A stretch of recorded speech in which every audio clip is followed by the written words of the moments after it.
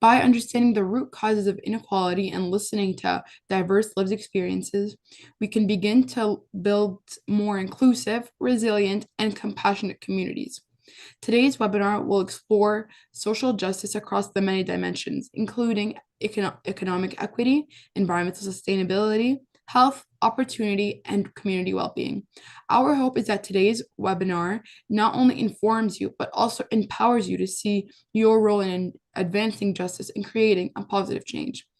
Again, thank you for being here and for being part of this really important conversation. I'll be co-hosting this webinar alongside my amazing colleagues. Before we begin, I'd like everyone to give a quick wave in the chat to say hello. Now we will move on to land acknowledgement.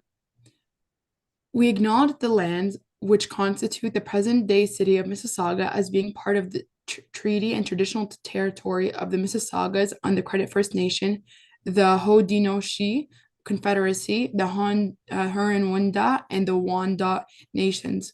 We recognize that these peoples and their ancestors as peoples who inhabited these lands since time immemorial. The city of Mississauga is home to many global Indigenous communities. I will now pass it on to Aisha, who will talk about SCAN's mission. The Sustainable Community Aid Network, or SCAN, is a community-based nonprofit organization committed to building inclusive and sustainable futures through education, engagement, and advocacy. At the heart of SCAN's mission is the belief that climate action must be equitable and that meaningful environmental change begins with informed and empowered communities. Through a range of culturally responsive programs, including environmental education, climate justice webinar, and youth entrepreneurship, and also food security initiative, SCAN works at the intersection of environmental sustainability and social equity by centering the lived experience of marginalized and racialized communities. SCAN ensures that no one is left behind in the transition to a greener Canada.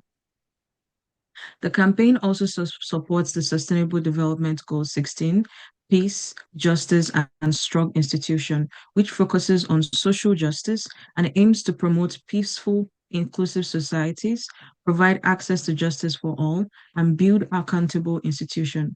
Finally, it inspires cross-sector collaboration between policymakers, industry, NGOs, and citizens. This work directly connects with the mission of Sustainable Community Aid Network, whose program focuses on building resilience, equity, and sustainability for marginalized communities. EnvironBuzz magazine is a leading voice in the environmental, social, and governance storytelling, empowering individuals, businesses, and communities to share their sustainability journey and inspire meaningful change. Ranked 10 in the top 25 ESG magazine by the web and 12 among green business blogs by FeedSpots. EnvironBuzz reaches over 43,000 unique visitors with features published weekly. The magazine provides a high-impact platform to showcase progress, raise ESG profiles, and build credibility in the global sustainability space. As a proud partner of the Awareness to Action campaign, EnvironBuzz is committed to amplifying voices that are turning climate consciousness into tangible, community-rooted action. I'll now pass it back to Noor. Thank you. Here is a quick overview of what we will be covering today. We will begin with a short poll and our feature presentation. After that, we'll do another quick polling activity.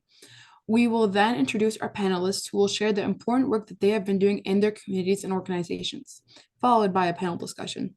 You will have the opportunity to ask questions, so please feel free to drop them into the chat. This will all be followed by an interactive poll. After we close our panel, we will introduce the community challenge that we have launched during this campaign. We will then close with a few words about how to stay connected and how to join us for upcoming webinars.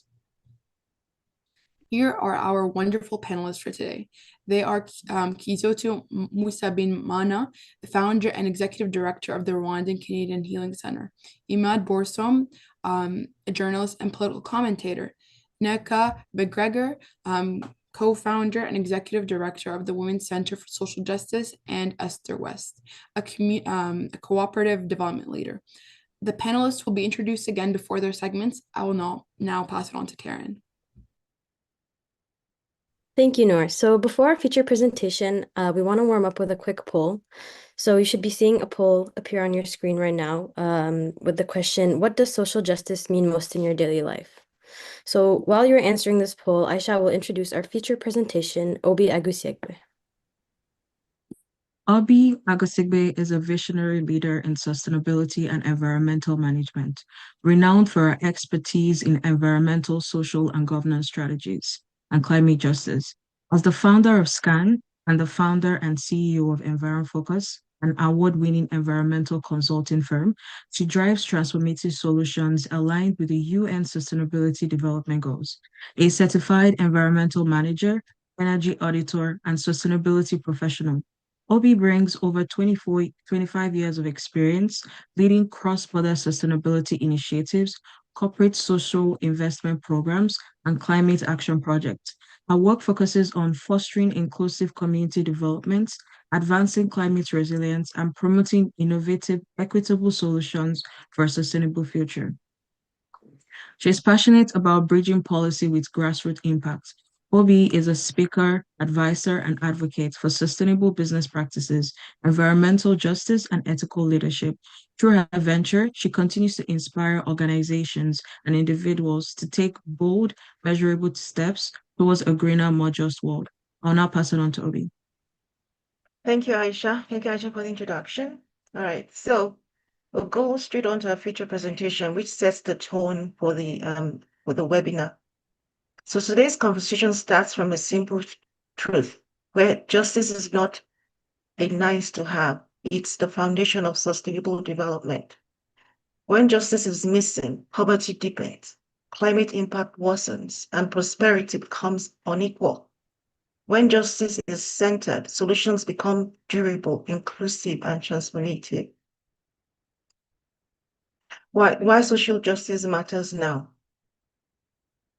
So we're living in a moment of overlapping crisis. Social justice helps us understand why certain communities are always the most exposed and why solutions must address root causes, not just symptoms. So when inequality is high, communities have fewer resources to adapt to climate risk. Social justice isn't separate from sustainability. It determines who benefits and who bears the cost. So defining social justice.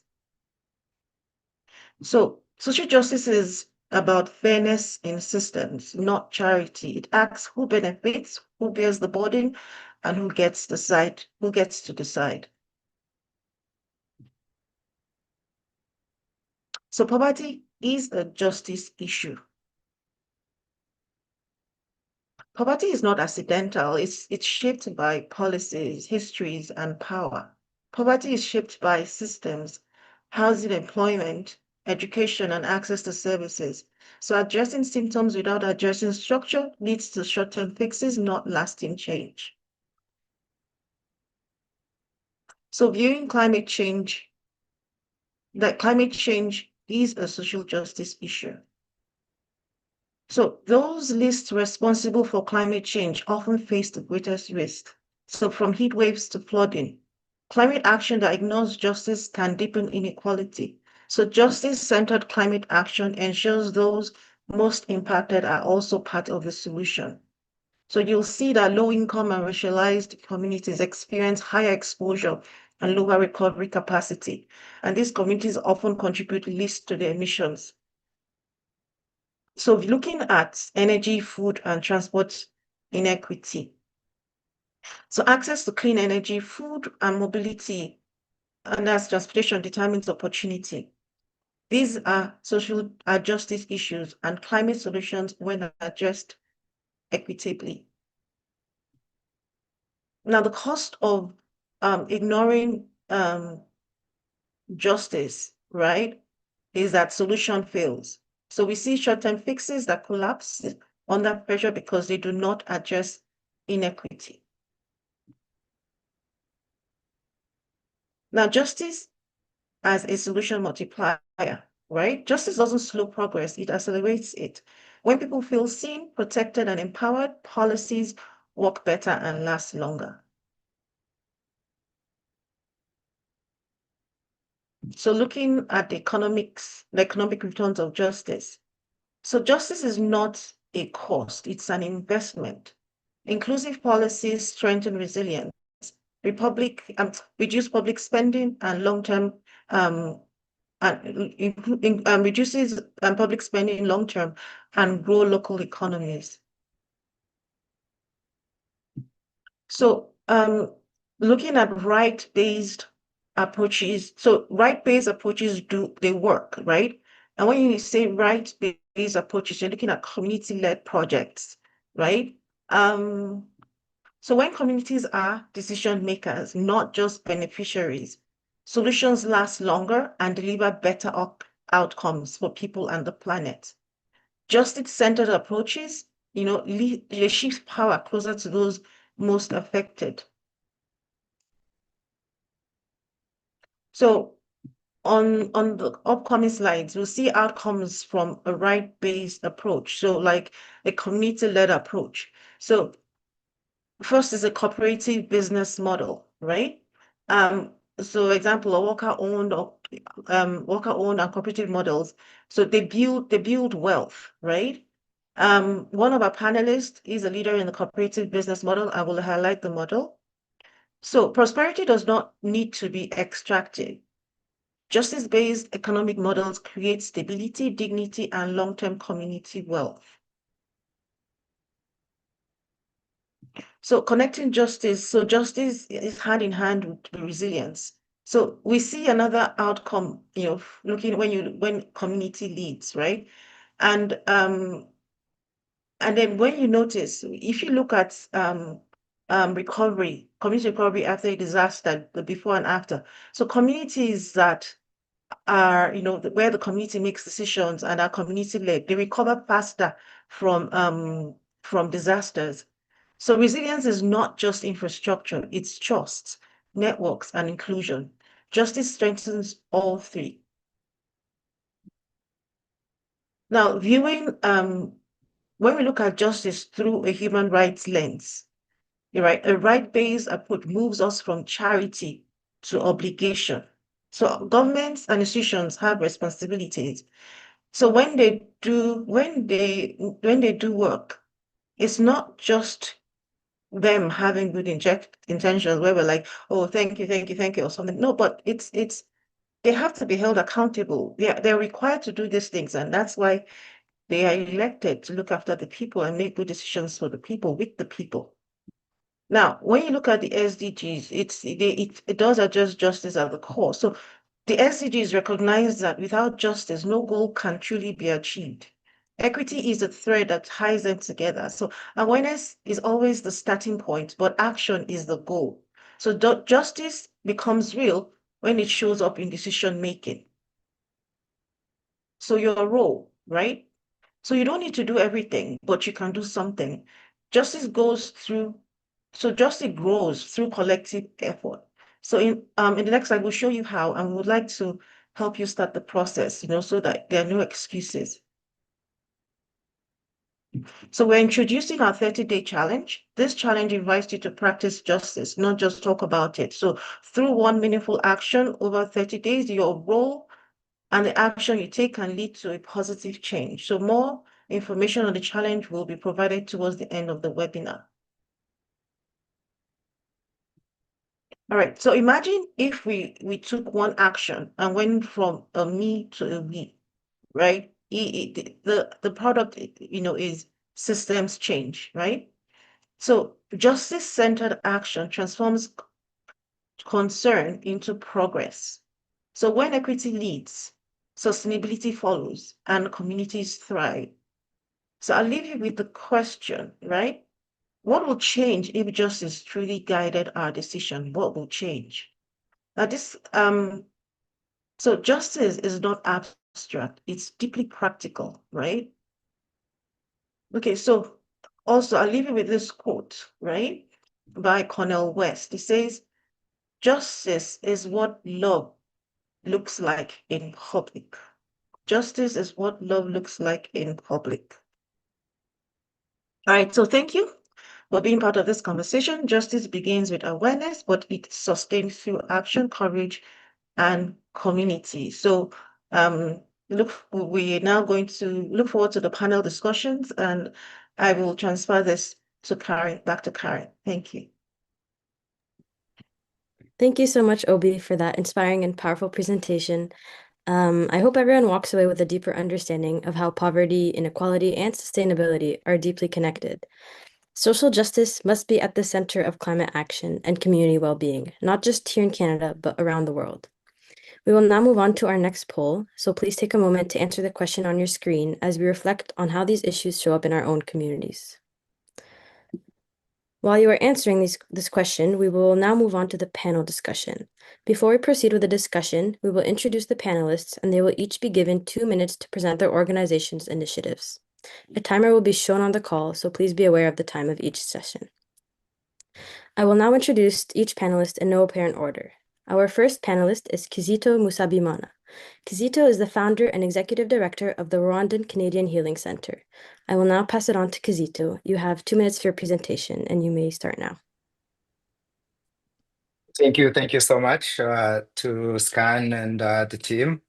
Really appreciate the invitation. I'll be in the team for being here, and hopefully I'm able to share something. But of course, I'm looking forward to learning from everybody.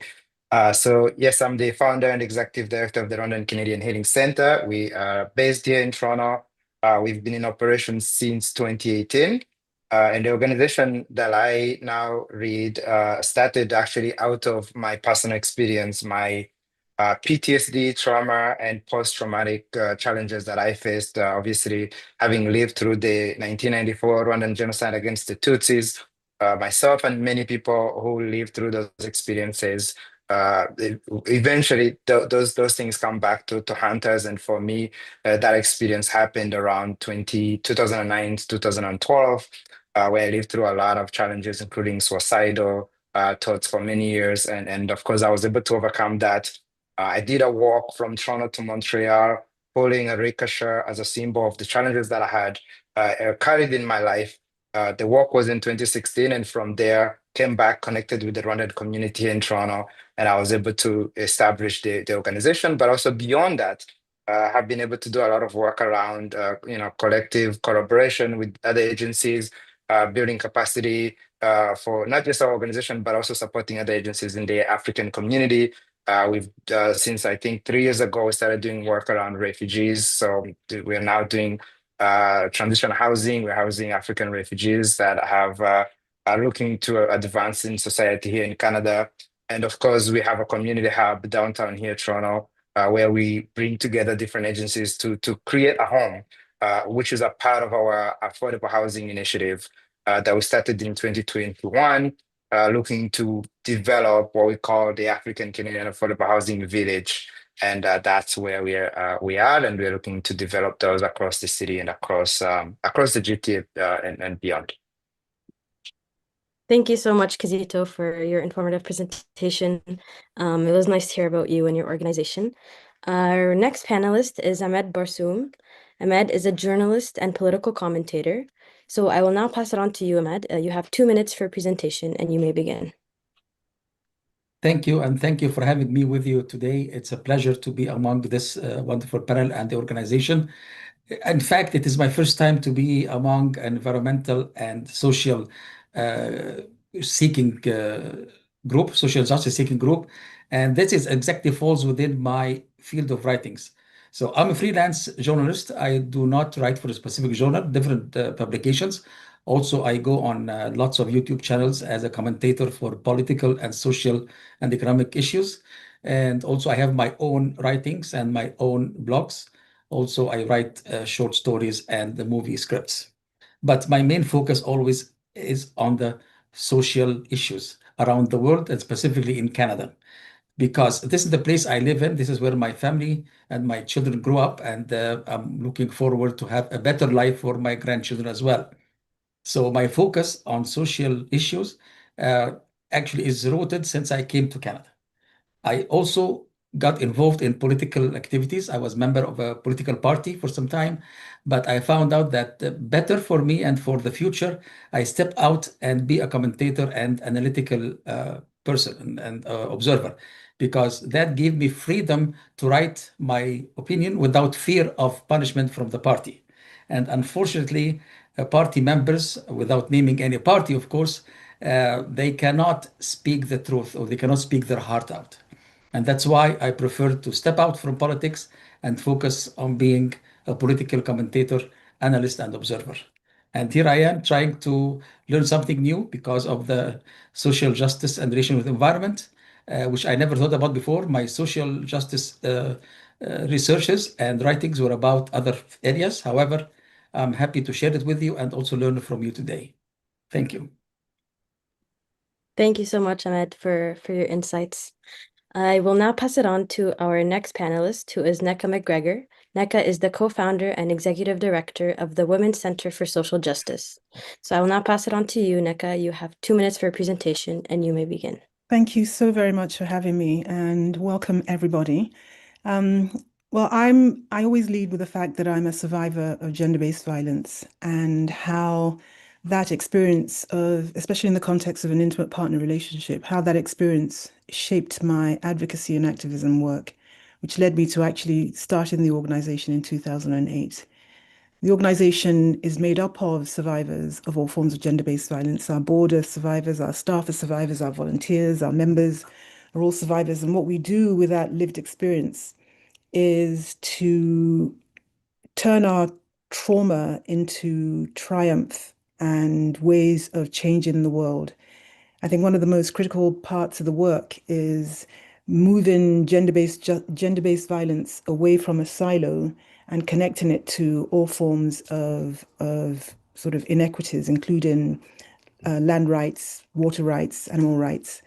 And part of my own particular work, as well as my team, is around law reform, research, policy reform, program development, peer support, anything and everything that helps to disrupt the way the current status quo operates in the world with patriarchy and capitalism and all of that, which I'll talk about a little bit more. I'm really excited to be here and have this opportunity to share with my fellow panelists and to answer any questions at the end of this. So thank you so much again for having me. Thank you so much, Nneka, for sharing more about you and your initiatives. Our final panelist today is Esther West. Esther is a cooperative development leader. She's currently the loan officer at Shared Capital Cooperative. I will now pass it on to you, Esther. You have 2 minutes for a presentation, and you may begin. Hey, thank you so much.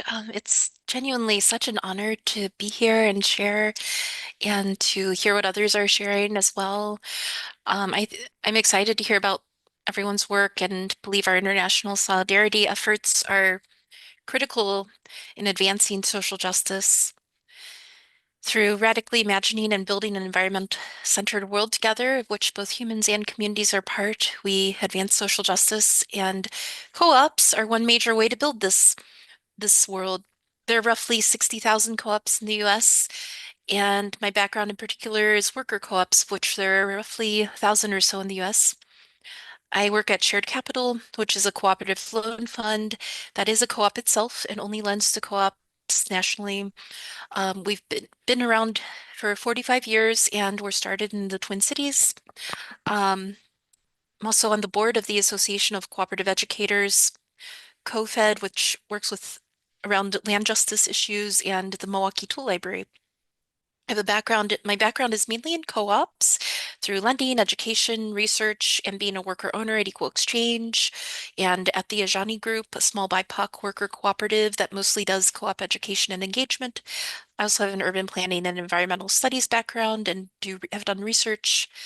And I'm a proud Chicana. My father was white and a community organizer. He used worker co-ops as a tool for racial and economic justice. And on my mom's side, we're Mexican American.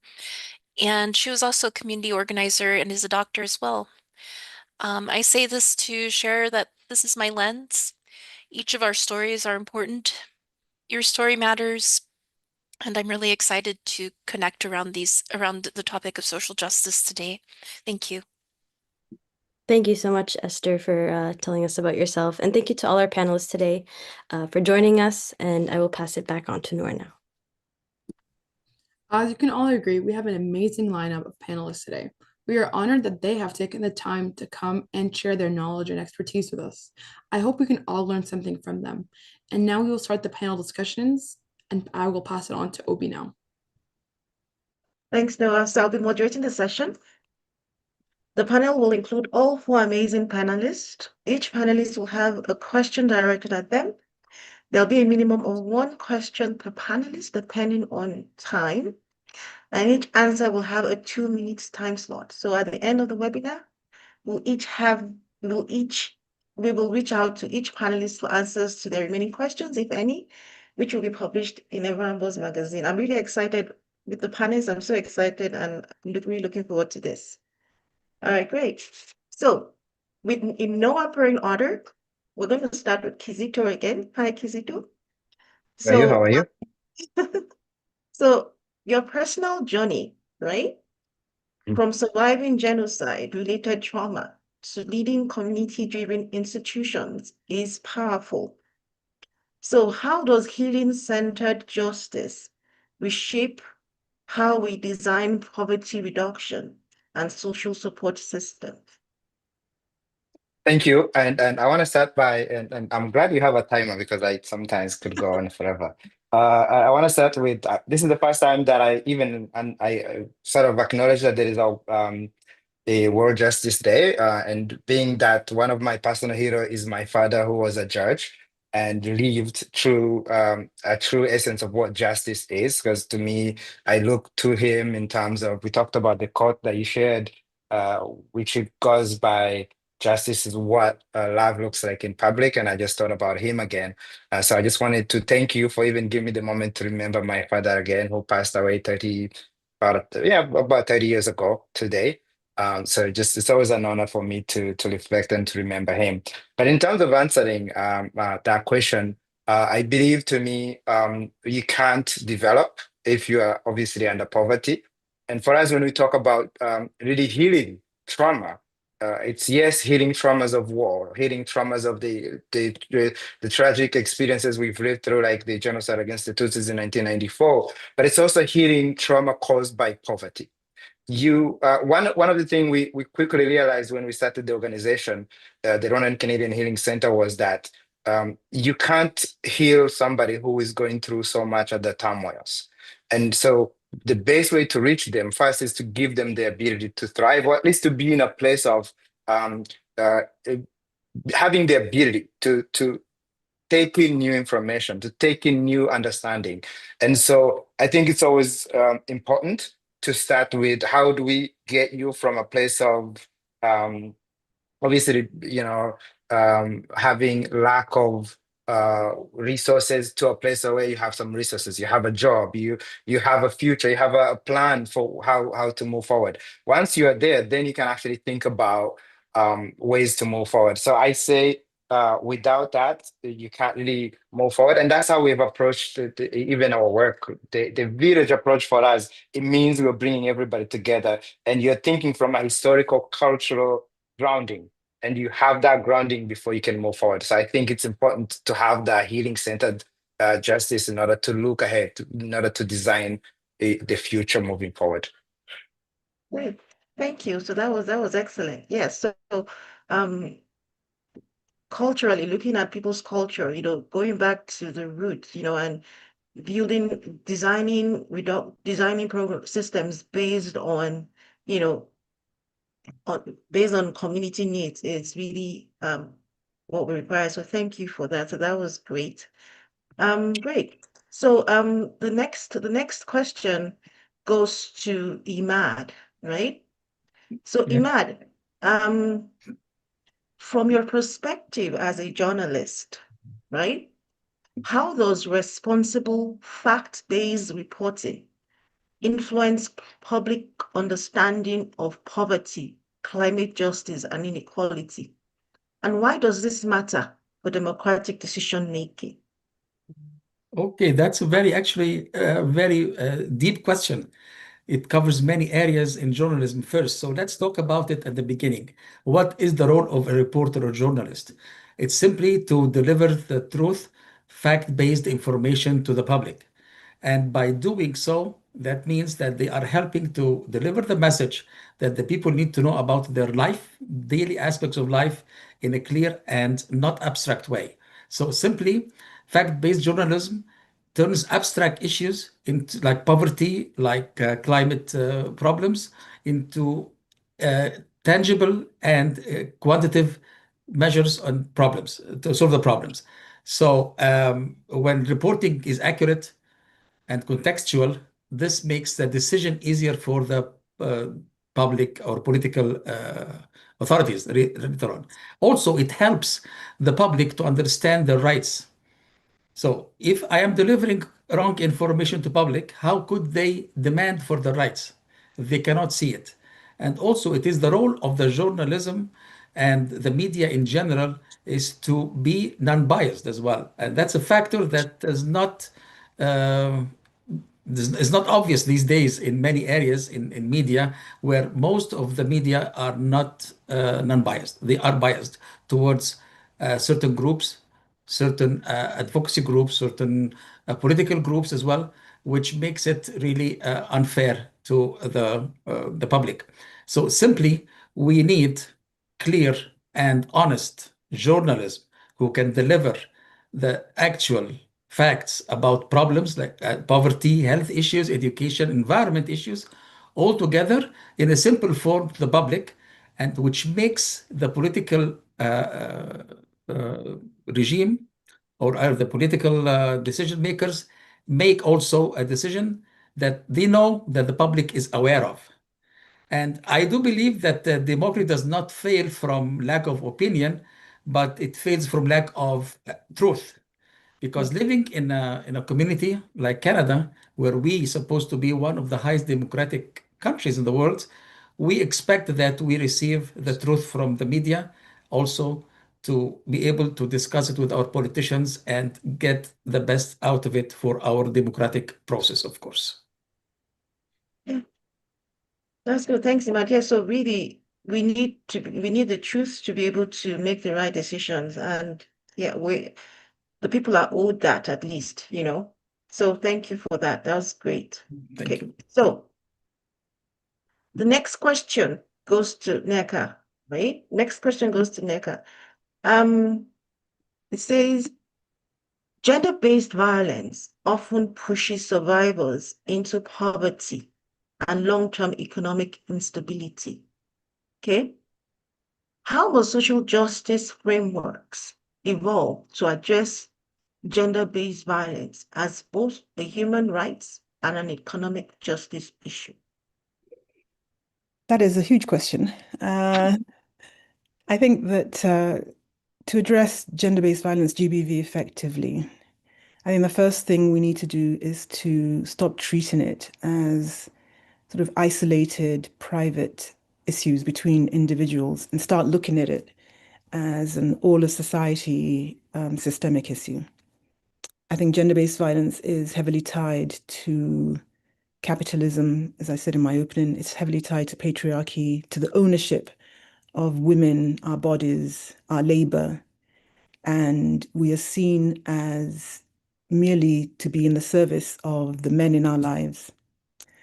I think that a part of that gender-based violence is economic instability, economic violence. And economic instability is sort of this undercurrent that underpins everything, because when you have real threats of poverty present in your life, and that threat of poverty is used as a weapon to keep us trapped in the violence, then leaving becomes a really big financial risk that women face. And so for social justice frameworks to evolve, I think they have to bridge the gap between human rights advocacy and economic policy interventions. And how do we do that? I think one of the biggest steps is to recognize economic abuse as a core violation, right? It's a tactic, it's a controlling tactic that partners use to sabotage survivors' livelihoods. I think it's also important to recognize intersectionality, and I'm happy to talk about that. Dr. Kimberly Crenshaw's framework that looks at those individuals who are facing the deepest forms of economic violence, gender-based violence, are the ones who are at the intersection of race, gender, disability, and immigration status. And so how do we reframe all of this by combining the multiplicity of lens at play? That's interesting. That's interesting. So yes, recognizing economic abuse as as a violation, right? And then intersectionalities of it all. So yeah, that's really that's something to really look into and consider. All right, great. Thanks, Neka. So I'm going to move over to the next question, to Esther, right? Now, from your work in cooperative development and finance, how do cooperatives uniquely address poverty and inequality while advancing democratic ownership and shared prosperity? Sure, thank you. Yeah, and I want to say that, oftentimes finances can feel kind of like a little bit dehumanized, but I'll share that this topic matters to me personally as well as professionally. As I grew up in the lowest income neighborhood in my city, which dealt with some environmental issues around air pollution and industry nearby. Um, my family's experienced issues around redlining in the United States, um, and then also I've been a worker owner myself at Equal Exchange, as I mentioned earlier. So I say that to share that I try to bring these lenses of care to my work, even with lending. And I think shared capital cooperative demonstrates the power of cooperatives really well and how we can care for one another through sharing resources. It shows the power of a revolving loan fund as opposed to traditional banking, which often shuts people out to accessing dollars through looking at credit scores, which we don't look at, or through requiring personal guarantees, which we don't do. Um, the cooperative loan fund also has power in that it is a loan fund, as opposed to grants, which are useful once and then the funds have been used and are gone.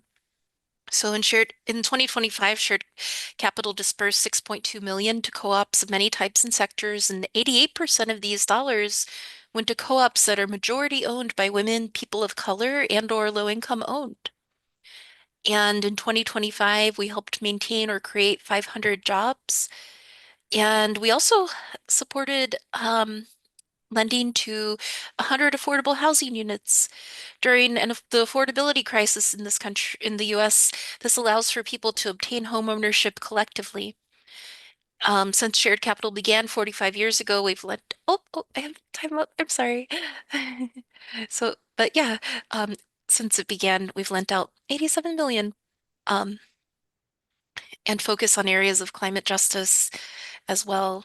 I can share more later. I know my time's up. All right, Sorry. that's fine, Esther. No, so well, we did get that in terms of, the strategies you're using in terms of revolving loan funds as opposed to traditional banking, not requiring credit history, not requiring guarantors, that same community-led, you know, decision making and in deciding, who gets what or who doesn't get what, it's always the challenge. Okay, so thanks for that, right? So I'm going to go back to Kizito, right? I have another question for Kizito, right? Kizito, so Ubuntu, like Ubuntu, emphasizes interdependence and shared humanity. Now, how can this philosophy, right, inform Canadian approaches to economic development, climate action, and community resilience, especially for racialized communities? Thank you. It's obviously it's a big question because I think even just thinking of the word Ubuntu, and by the way, in my language, Kinyarwanda, Ubuntu is pronounced as Ubuntu, which is pretty much just getting things for free. So if I give you something, I say this is for you, and I'm giving to you for Ubuntu, Ubuntu. You're not paying for it. But it's a concept that is across the board in Africa to be known as I am because you are. If I'm living good, I want to make sure you're living good as well. So it's obviously going to take a long time for us to instill this value into the Canadian society. But I think that is maybe our responsibility. I think about, for me, when I think about the Ubuntu, I think about the economic development, collective action. I think about climate. If we could put in the context of climate action, I think about the future. How are we doing so we can leave a better world for the future generation? And even in our work, that's really the only thing that for me that drives me is how do we make sure that we live in a better world than the one we found? Of course, appreciating the work that the ancestors, whether you're talking about in the Americas with the Blacks community, but also on the continent with all of our folks that fought for independence, what they've left us behind. How do we make sure that we leave something 10 times better than what we found that they passed to us? And then, of course, community resilience. But for me, I don't even think about community resiliency. I think about community. How do we get us to a thriving space? So I think there's a lot we can teach about. We can teach the Canadian society, and I think it's important that we speak unapologetically about our values, and that's for us, especially with the group that we work with. As you know, I mentioned this. We are establishing a land trust called the Ubuntu Land Trust and Development, and that's what's going to implement all of our affordable housing in the villages work that we're going to be doing. And one central piece is the Ubuntu. The Ubuntu meaning how do we work collectively? How do we make sure that there is a reciprocal energy among how we work? And how do we pass those values to other Canadians as well? Because the idea is that if we build a village, everybody's going to be welcome. We want to welcome Canadians to come and learn how Africans are meant to live. And sometimes we judge ourselves on how Africans are doing now. We forget about how Africans lived when we were thriving. And that's what we want to remind the Canadian society, that we are not who we are who we have always been. Thank you for that, Kiso. That was great. So I am because you are. And then the future presentation, it was like justice is law, when in public, it's community led, back to the same thing, community led, thinking about the community, sharing what we have, and not wanting to grab everything to ourselves, like give, because you will receive when you do give that. So thanks, Kizito. So the next question goes back to Imad. All right, so this question is, okay, so you examine how political decisions affect people's daily lives, right? Now, where Yes. do you see the biggest gaps between social justice commitments made by government and the lived realities of marginalized communities in Canada? Oh, great. You have very deep questions. Okay, before I answer this one, I received a question from Steve Dubb. Should I answer him first or should we go to your question? No, all questions will be at the end. At the end, Just answer okay. these questions and then we'll pull up those ones at the end. Those are Very well. participants. Okay, very well then. Okay. Biggest gaps in between government, social justice, okay, and communities. There are many, so I would choose the biggest three. The first one is housing affordability, healthcare quality, and of course, the gap between income and prices and cost of basic needs for living. Those are the main three. And the problem mainly is that in order to have social justice, we have to have a wider middle class in any country, in any economy.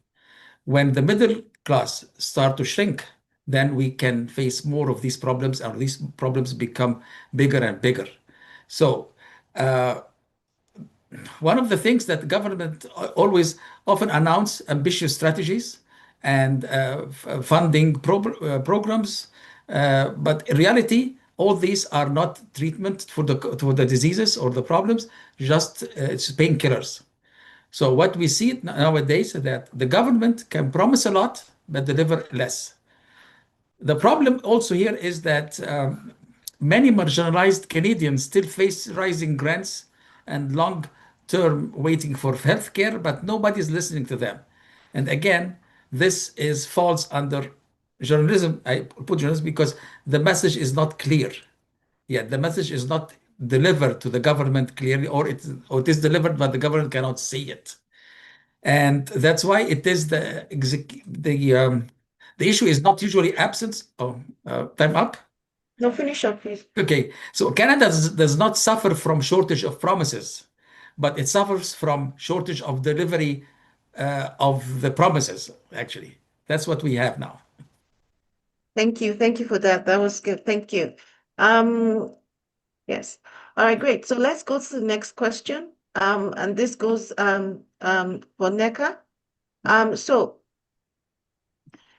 as a Black intersectional abolitionist feminist, right? Now, how do you see race, gender, disability, and economic status intersecting to shape who is most vulnerable to violence, poverty, and climate-related harms? I think these frameworks, intersectionality, abolitionist, anti-carceral, feminist frameworks, intersectionality coined by people like Kimberly Crenshaw, Dr. Kimberly Crenshaw, Angela Davis. These are meant to help society understand precisely who is at the forefront when it comes to who is suffering the most, and how those who have multiple intersecting identities, so for example, when there's race and gender and disability at play, so as a Black, disabled, trans woman, for example, individuals living with these intersecting identities are the most marginalized, and whenever violence occurs and systems fail to respond, they are the ones who are receiving the least supports, whilst they are the ones experiencing the most harm.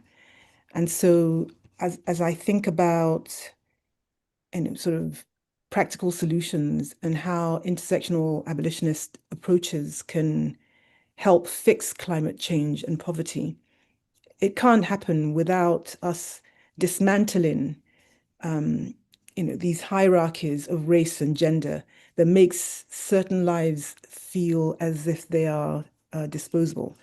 So if you take as another example how institutional violence works together, it colludes with interpersonal violence, so that Black women, as an example, who are experiencing intimate partner violence and at the same time can't go to the police because the police enact state violence towards them.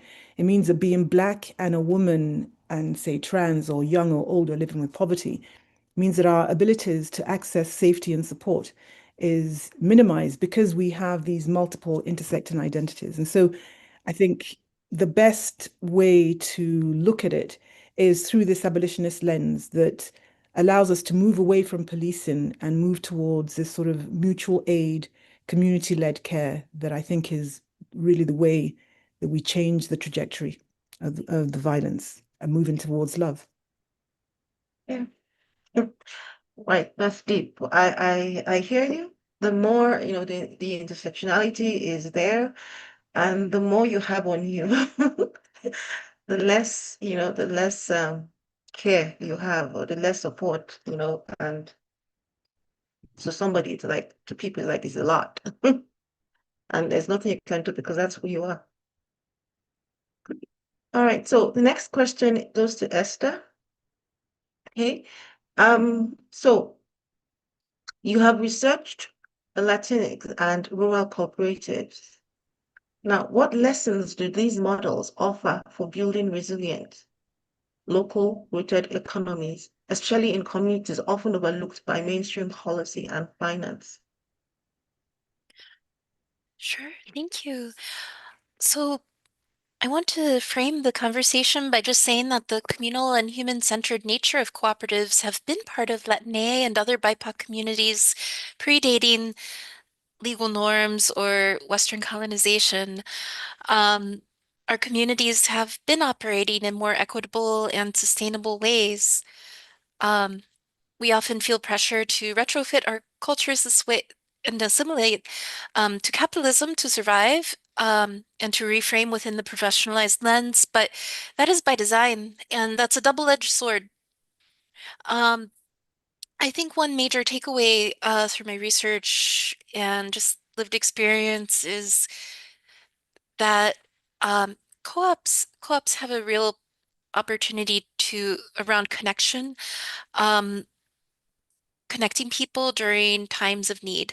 So that might be climate disasters. FEMA is, which often will be the support network, the federal support for people during climate disasters. It's actually housed in the Department of Homeland Security, and it's not necessarily safe for people to go there.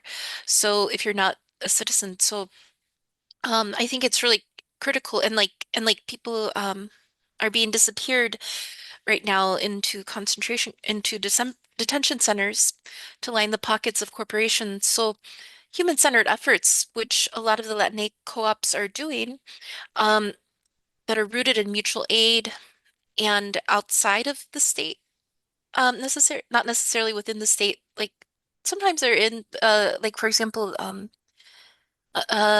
figuring out, like different statutes and different models, legal models to form our co-ops is one way to address it. But mutual aid and co-op values in that can really be an important lesson for communities. Oh, yeah. No, you can go Sorry. on if you can go on. Oh, Well, sure, sure. take your time. Yeah. You can finish up. Oh, thank you. And then, yeah, and then with rural cooperatives, we've, there's some opportunities to assess the ecosystem around us. I can share a mapping exercise if you're interested in the chat for your own community. And then what's going on in the Twin Cities right now with ICE.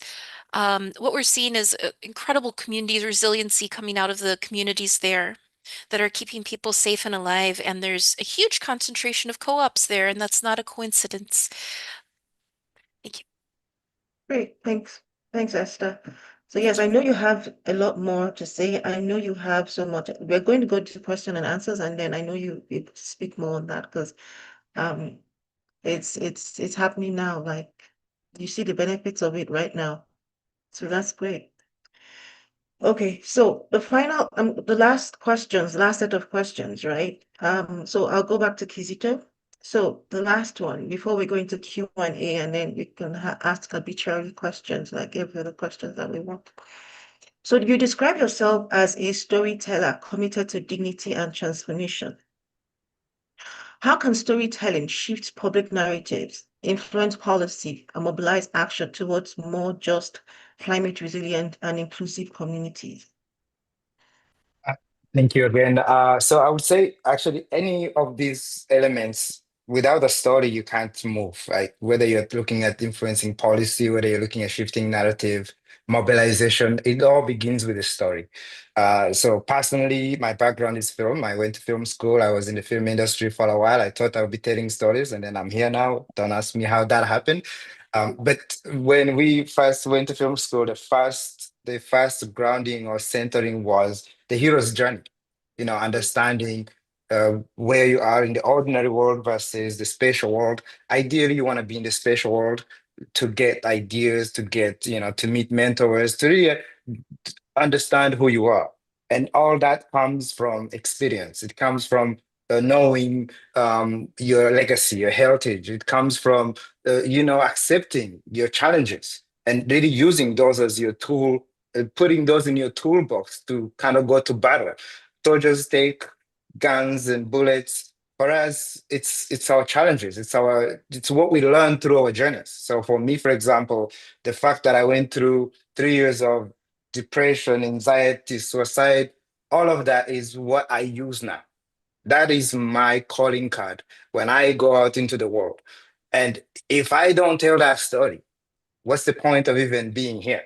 I think it's always important to use your story to shift narratives, to influence policies. We've done that, for example, here in Toronto with the African Canadian Collective when we were advocating for refugees.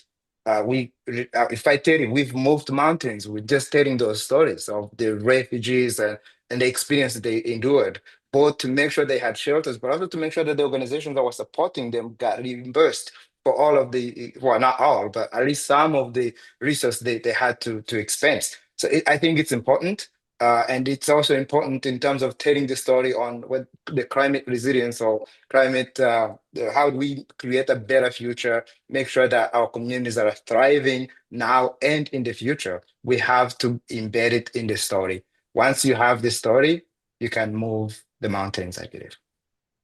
Yep. Thank you, Kizito. That's great. So storytelling is, but being able to tell your story is it's a skill. It's a skill. So being able to tell the story to move mountains, it's a huge skill. Thank you. All right, great. So the next question goes to Imad, right? Last question. Okay, so in a polarized media environment, misinformation often disproportionately harms vulnerable population. Okay? How can journalism help counter narratives that undermine equity-driven climate and poverty policies? What strategies, how can that happen? Okay. We know that we need the media, as we said earlier, or the journalism is to deliver the message clear and also honest to the public. And if you go back again to the same concept, if delivering the message not clear and not precise and with contextual, we cannot communicate properly with the public. And basically, the problem with the public is that they cannot trust anymore because the misinformation travels faster than the trusted ones. And currently, we're talking here about the mainstream media because mainstream media used to be the main source of information for many. Until now, we have lots of things going on in the social media, but receiving information, truth, and clear from the mainstream media, journalism particularly, can always help in reducing this gap. We cannot eliminate the polarization, by the way, at all. Polarization is always there, but we can reduce it. We can always try to go and set it in a way that the receiver or the public can understand even what they need to improve their life in a social level. And basically, as you said, the poverty and the climate policies are the most one that is not clear to the public yet because the message is not clear from the media or the journalism. And responsible journalism cannot eliminate it. Sorry, but it can also raise the cost of information and protect the public conversation. So the antidote to misinformation is not louder media, actually. It is more the trusted media. So all we need is trusted media here. Thanks, Iman. That's good. So trusted media is what we need. I like that. I like that. So the next question goes to Neka. You're a leader in transformative accountability and justice. Okay. What does a justice-centered survival-led approach look like in practice? Okay. And how does it differ from traditional punitive systems in creating real safety and healing? So what are your solutions? How do you do what you do? Yeah, that's a great question. I think first of all, the traditional systems are carceral, which is and police, heavily dependent on policing, surveillance, and punishment. And it has an individualistic approach. So it approaches crime as an individual's act against another individual, or against the state, without recognizing that a lot of what are sort of termed crimes are oftentimes based on social inequity, right? There's something that's lacking in our society, something that's lacking in the community that makes people go and commit these crimes. And so the traditional way of addressing these crimes is by punishment. Transformative justice and transformative accountability is a framework that was developed by predominantly Black women in the States, who recognize that the police are not safe for Black bodies, and that the only way to hold people who have caused harm accountable for the violence that they commit is by getting the community to step in and not only wrap the person who's been harmed with love and compassion, but also love the person that's caused the harm with kindness and compassion, because we recognize that oftentimes people who've caused harm are also oftentimes victims themselves. And so transformative justice and accountability is moving away from the carceral system and focusing in on ways that these marginalized communities like Black, Indigenous, disabled individuals, people living on low income, and a survivor-centered, survivor-led, justice-centered approach, which is based on love and kindness and compassion and community care. And I think that, if I were to look at the framework that will bring healing, it has to be this abolitionist feminist framework, because it recognizes trauma is not just individual, but it's collective. And we need things like peer support, culturally specific care, and move away from the old ways of doing to the new ways of being, which is with love and kindness and compassion. Thank you. And that's been promoted in a lot of places, even in children's stories, right? It's all before we really used to we used to the the people that did the most harm, were punished, we're like, but now it's like throwing love, throwing love at them, I guess, because they're also victims, like you said. Now, our last and final question before we go to Q&A goes to Esther. And it is final question. As someone raised by community organizers, how do you see cooperative ownership and collective governance reshaping our approach to work, climate action, and long-term economic justice? Thank you so much for that question. It means a lot.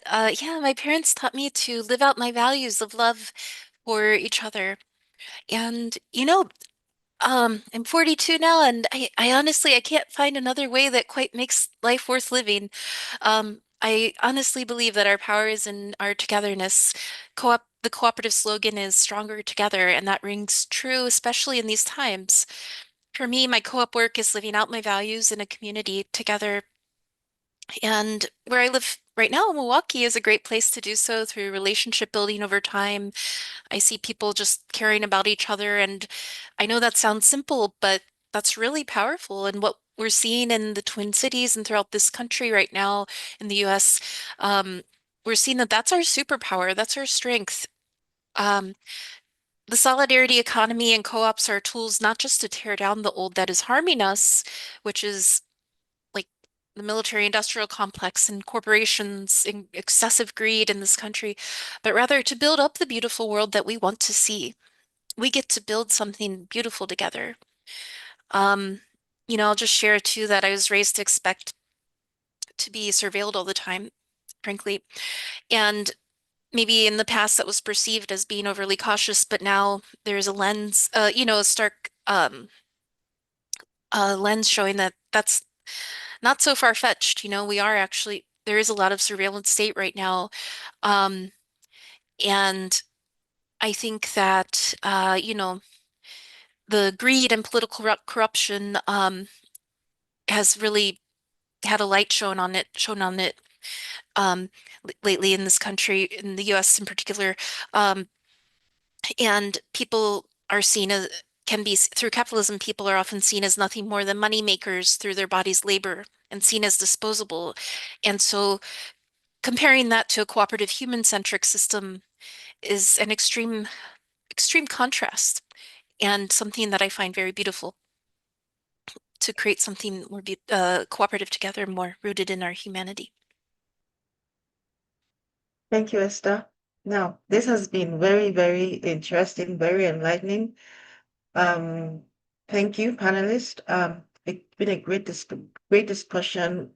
Love to hear all your strategies, your perspective of things has been great. So we've learned a lot, about your organizations, your strategies. So next we'll open up this discussion to our participants on the call. So you have questions, you can either post it in the chat, or if you want to speak, you can raise your hand, but we will read all the chats, all the questions in the chat. So it's been really amazing. As you can see, I do not want to talk too much because I do not want to take away from the time. So I try to keep my, my commenting short.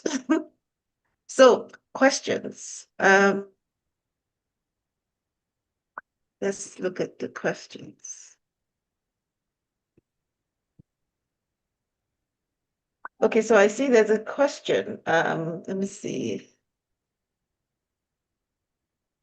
Karen, do you guys see the question? You can read out the questions when you see that. Let me see. Yes, so we had a question earlier. I think the first question we had in the chat was from Dua for Imad. The question is, in your experience, what is the biggest misconception communities have about how social justice change actually happens? Okay, the social justice actually is evident to everyone, and communities can see it without even getting to the journalism or media because it affects their daily life. So let's put it that way. Every day we leave our houses going to work or going to whatever we're going, we can feel the lack of social justice in public transportation and in a hospital, in the education nowadays, in the food prices, in the housing affordability. So all these are very tangible and clear and obvious. And that's what really we were talking about, that the there is no misconception here about in the community. It's clear and present facts of life. So social justice needs to be tackled first by the social responsibility. So meaning that the government and all the major corporations are responsible towards the public, and they are responsible toward the communities who are lacking those privileges, which should not be privileges actually. Access to healthcare, access to education, to clean environment is not privilege. Actually, it is a right. So they have the right to have these things under any government. And that's why we need first to create social responsibility among government and all the organizations that serve the communities in order to close the gap of any social injustice that we are suffering from now. Thanks, Iman. Does anybody else want to talk about, speak to that question? I know it was directed at Imad.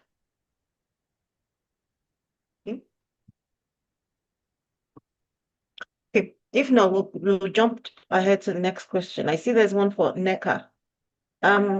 How do we ensure that social justice initiatives are sustainable rather than reactive to crisis? These are such brilliant questions. I think there are many ways. First of all, is to help everybody recognize the fact that to recognize the fact that it impacts all of us. Social injustice impacts everybody. Gender-based violence impacts everybody. And it makes no sense to think that regardless of where you are on the social hierarchy, to think that you are somehow immune from injustice. That's number one, is the recognition of our shared humanity and our shared experiences of this. And if not you, then somebody you know. Secondly, I think there is a real need to reframe the cost of social injustice on all of us, to recognize that I'll speak to gender-based violence as a specific subset of social justice realm. The cost of gender-based violence globally is trillions. It costs taxpayers trillions of dollars. And that cost is, lost productivity, healthcare expenses, etc. So looking at social justice as a framework that is sort of a macroeconomics, helping governments understand that gender-based violence is an economic drain on everybody, and how it shouldn't just be like one bucket of social services. It is something that the finance ministers must take into consideration, health ministers must take into consideration. So it's an all of society approach. Everybody, regardless of where you are, regardless of what you do, you need to recognize the social injustice is going to impact you, if not today, tomorrow. And you need to get up and do something about it. Thanks, Neka. Does anybody want to add to that question? Answer?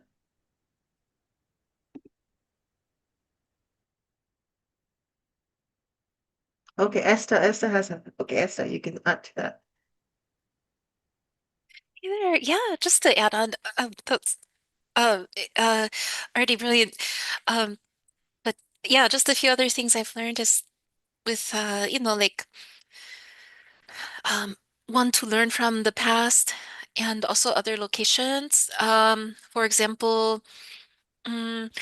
example, police in the US are being trained by the IDF, or vice versa. And so how do, our struggles are quite obviously interconnected. So how can we learn together and also to create plans for different scenarios? So with climate action planning, I encourage people to do some assessments, and learn what type of impacts might happen in your community and have different plans for those. And also the last one I'll mention is organizing with joy and long-term relationship building. It's just going to make it much less stressful to coordinate and organize when that time actually comes. And if we can approach each other with some fun and uh, joy, we can make, also like make it something more sustainable for us in the long term as people. Thank you. Thanks, Esther. Kizito has his hand up, so Kizito, you could go. Yeah, for me, and again, we are living through this every day, whether it's the work that we are doing on the advocacy around refugees, for African refugees in Canada, or we talk about mental health and trauma. And one of the things we've done, especially the most recent advocacy work that we're doing around refugees, we've decided to establish is like we're pushing for system change. So we are looking to establish a sector for African refugees across Canada, and really looking at all areas that affect the refugees, and in order to be able to say what happened in 2023 should never happen again. We lost a lot of people, for example, in 2023, both in Toronto and Mississauga, because of the system, because of the cities that have pushed people to sleep on the street. And what we've decided to do is to make sure that we prevent that. So going back to that question, I think you have to do more than just respond. A lot of the time we respond, and a lot of the time we don't have the resource to respond as the communities that are marginalized. So how do we establish stronger, more resourceful communities that can actually respond effectively? And that's what we're looking to do. It's a long journey, but we have a collective about 20 agencies that's working on this, and hopefully in the next few years, we would have a strong sector that if you are coming to Canada as an African or Black refugee, you would have a system that's in place to support you. So I think it's looking at it from a system change or system transformation place. That's what I would encourage folks for any issue in any areas of activities. Thanks, Kizito. I have an interesting question. I think we should, it's interesting. I see it as one. So I think this is from I think Steve. So he says, as an American on this call, I'm curious as to thoughts on how Canadians are affected by what is happening in the United States and how to maintain peer-to-peer relations between movement activists in the two countries in a period of ISIS repression.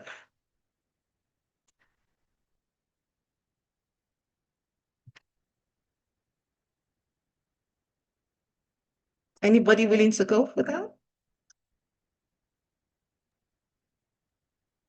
Happy to take. I mean, I think we are affected, and I think the biggest challenge for many of us, whether it's on just the operation side of things, but just even this in the everyday life, is it feels like we're still in COVID in terms of what's going on in the South. You never know what tomorrow is going to look like. You don't know if you should go to work. You don't know if you should stay at home. And for us, the reason why I say that is because a lot of our, I hate to say clients, but a lot of the folks we deal with, the newcomers, they're looking at what's going on in the South, and it's keeping them up at night every day because they're thinking, hey, could this happen here in Canada? And in many ways it is, because Canada has changed policies on how they treat newcomers. So every other day you hear a decision that is affecting how they should be processed, whether they have permanent residency or whether they're still working through the process. So what's happening in the South is definitely affecting our people. And if even at a minimum, it's affecting the mental health of many of our people that are new to Canada that don't have status.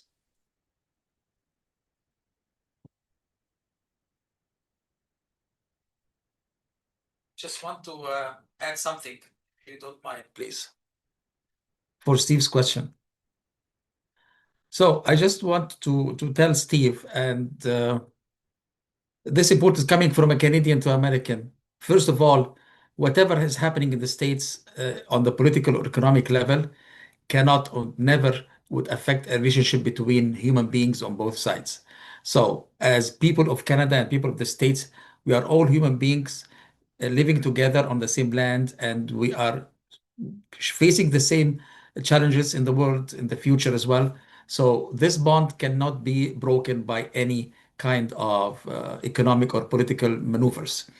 And indeed, we can be together hand in hand to put things back into normal track again for the benefit of both countries, of course.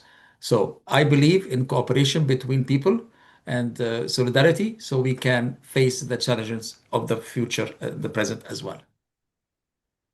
Thank you. Thanks, Imad. So I think we're out of time, right? We're out of time because we have we're out of time, so we're going to end the discussion. But I see that we still have lots of questions, right? We still have lots of questions. They've been great questions. So I think what we're going to do is we're going to reach out to the panelists with this question so that you can come up with answers. And we're going to post it in the magazine and send it out to when we're sending out to the information regarding the webinar, like to all attendees, they will have that information as well. So I think that's what we're going to do in order to keep to time. But yeah, so that's what we're going to do to keep to time. So this has been a great discussion, right? And excellent question, meaningful answers. And yeah, so I'll pass it on to Karen. Yeah, so you will conduct the next poll, okay? Yeah, so thanks everyone for all the excellent questions and all the meaningful answers from all our panelists. We have one last poll activity for this webinar, which should now be publishing. So please take some time to answer this question while Aishat talks about our next community challenge that we are launching.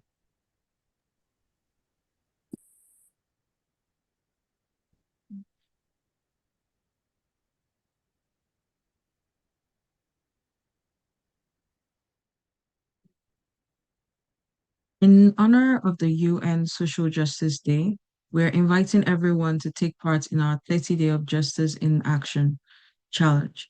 This 30-day initiative encourages you to get involved in one of our 4 focus areas and take meaningful steps towards creating a more just and equitable world. The 4 focus areas are poverty eradication, economic justice, gender and racial justice, and climate justice. Uh, First, poverty eradication. An example of an action is you can support or volunteer with a local anti-poverty or housing justice organization, or advocate for fair wages, improved housing access, and stronger income support.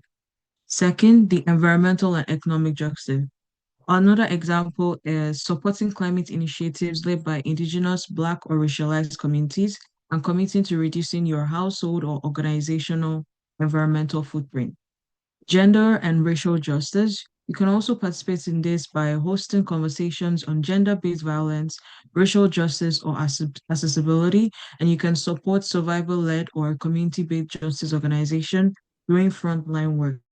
And lastly, climate justice and cooperative action. You can also join this action by strengthening community wealth by supporting cooperatives, social enterprises, and community-owned initiatives. You can also mentor youth or newcomers in skill building or financial literacy to help build long-term economic resilience. We invite you, we invite you to turn awareness into action. Social justice requires participation, not just recognition. We will guide you through a process using Slack as our collaborative tool. Please join our Purpose Skill Network on Slack and then join the Justice in Action paid channel. We have mentors available to work with you. A link to our Slack channel is being set in the chat. To learn more about previous webinars and challenges, please use the link and navigate to the left-hand menu. Browse through the channel pages to explore past challenges. For updates on SCAN webinars and events, you can find them in the general channel. Our 30 days will be divided into 4 weekly themes with updates shared in the Slack channel, and further details will be provided there. By participating in this challenge, you can win $100, have your story published in EnvironBuzz magazine, and receive a completion certificate. Outstanding efforts will be spotlighted across our channels. We're also inviting organizations to join us on our 30-day of Justice in Action through in-kind contributions and partnership support. Together, we can amplify, impact, and build stronger and more just communities. We have another webinar coming up in the near future. We invite you to join us on March 30th for a very special webinar that is in honor of Zero Waste Day, focused on advancing zero waste practices and sustainable living. Stay tuned by following our social media for more information. All right, so thank you for joining Justice at the Core, how social justice drives poverty eradication, climate action, and shared prosperity. So we're deeply grateful to our panelists for their insights and to our funders for making this conversation possible. Now, today's discussion reminds us that addressing social justice requires empathy, education, and effective action. So going forward, please consider taking actions of kindness, such as volunteering. So our panelists all have organizations, right? So we're hoping we'll work with them, at least if you participate in the 30-day challenge, is working with our current panelists, right? We'll be able to guide us, and their organizations is a great place to volunteer. So thank you for your engagement, and we look forward to continuing this dialogue together. So really thank you. We're excited, and I hope you have a wonderful night. And looking forward to seeing this webinar. Thank you. Thank you so much. Take care, everyone. Thank you so much. Thank you. Bye. Thank you. Bye. Bye.